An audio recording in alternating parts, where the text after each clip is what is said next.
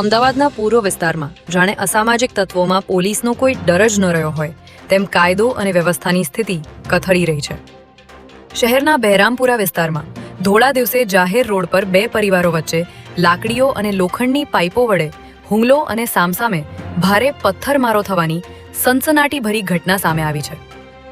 વ્યસ્ત રોડ પર લોકોની અવરજવર વચ્ચે થયેલા આ હિંસક પથ્થરમારાને કારણે સ્થાનિકો અને વાહન ચાલકોમાં ભારે ભયનો માહોલ ફેલાઈ ગયો હતો.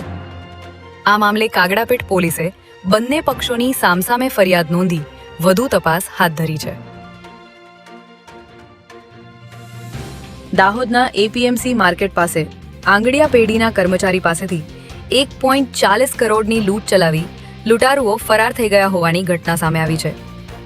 આંગડિયા પેઢીનો કર્મચારી ઓફિસનું કામ પતાવીને રોકડ ભરેલો થેલો લઈને વેરહાઉસ નજીકથી પસાર થઈ રહ્યો હતો.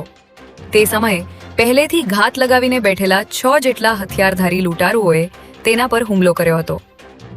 નંબર પ્લેટ વગરની 2 પલ્સર મોટરસાયકલ પર આવેલા લૂંટારુઓએ કર્મચારીને આંતરી તેના પર હુમલો કરી રોકડ ભરેલો થેલો આંચકી લઈ ફરાર થઈ ગયા હતા. સમગ્ર મામલે પોલીસે ગુનો દાખલ કરી આરોપીઓને ઝડપી લેવા ચક્રો ગતિમાન કર્યા છે. ગુજરાત એટીએસ, કોસ્ટગાર્ડ અને લોકલ એસઓજીની ટીમે કચ્છના દરિયામાં એક જહાજ પરથી 110 કિલો કોકેઇન ઝડપી પાડ્યું છે.